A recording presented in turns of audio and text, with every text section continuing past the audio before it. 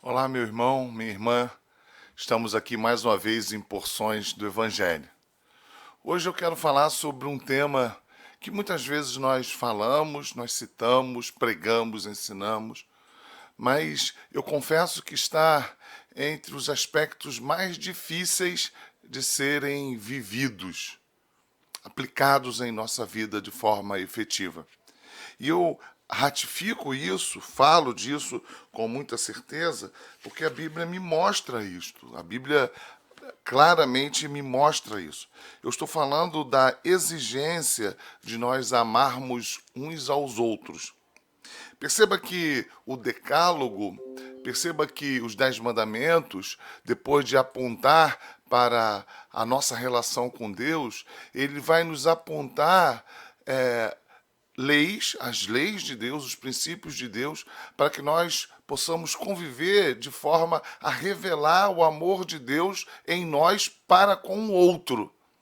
Os 6 mandamentos que se seguem depois do 4º mandamento apontam exatamente para isso, para a necessidade de nós, na prática, revelarmos o amor de Deus para com o próximo. Mas não é só isso que revela o grau de dificuldade de vivermos este amor. Quando a gente olha para aquilo que está descrito em Gênesis 3, logo após o advento da queda, quando Deus procura Adão, Eva, vemos que ali é revelado claramente uma crise entre Adão, entre Eva, entre Adão, e uma crise que advém da crise que eles têm diante do próprio Deus. Perceba como há uma acusação mútua. Por quê? Porque falta o amor, falta aquilo que Deus nos ofertou nele mesmo, em Cristo Jesus, o amor.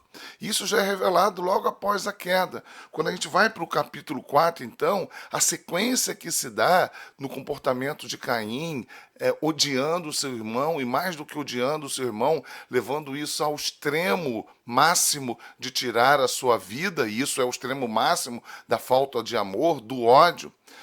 Quando a gente continua lendo o capítulo 4, vemos ali a pessoa de Lameque, que é outra representação ou outro representante de uma pessoa que não conhece o que é amor ao próximo.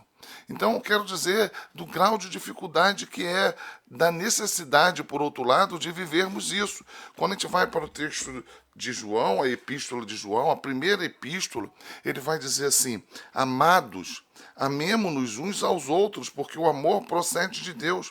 E todo aquele que ama é nascido de Deus e conhece a Deus. Aquele que não ama não conhece a Deus, pois Deus é amor. Nisto se manifestou o amor de Deus em nós, em haver Deus enviado o seu Filho unigênito ao mundo, para vivermos por meio dele, ou seja, para vivermos este amor por meio dele. Nisto consiste o amor, não em que nós tenhamos amado a Deus, mas que Ele nos amou e enviou seu Filho como propiciação pelos nossos pecados. O amor de Deus, ele é sacrificial, ultrapassa a questão do sentimento. Amados, se Deus de tal maneira nos amou, devemos também amar uns aos outros. Ninguém jamais viu a Deus. Se amarmos uns aos outros, Deus permanece em nós e o seu amor é em nós aperfeiçoado. O que ele está dizendo é que aquele que nasceu de novo em Cristo Jesus, que foi amado por Deus por meio da cruz de Cristo Jesus, tem a necessidade, a obrigação de amar ao próximo. Isso tem uma relação direta com a nossa nova condição, e isso tem uma condição direta com a santificação. Por isso ele vai usar o termo aperfeiçoados. Então, meu amigo, minha amiga, meu irmão, minha irmã, há uma necessidade urgente de nós colocarmos isto em prática.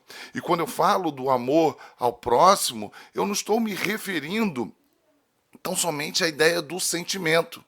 Não estou me referindo a isso. E nem com aquela ideia de nós agradarmos ao outro.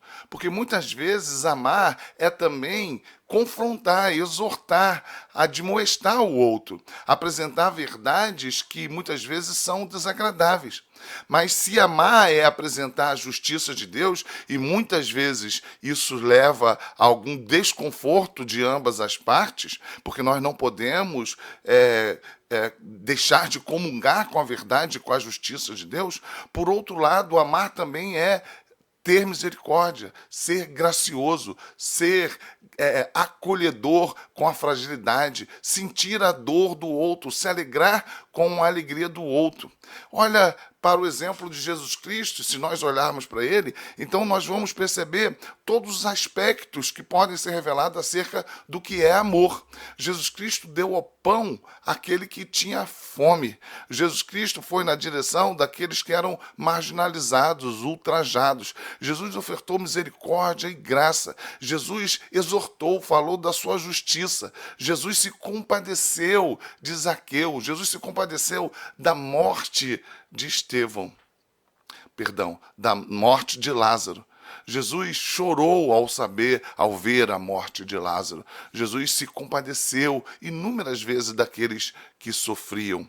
Então, se nós precisamos amar ao próximo, precisamos olhar para o exemplo de Jesus Cristo, que manifestou de forma plena o seu amor, se sacrificando na cruz do Calvário.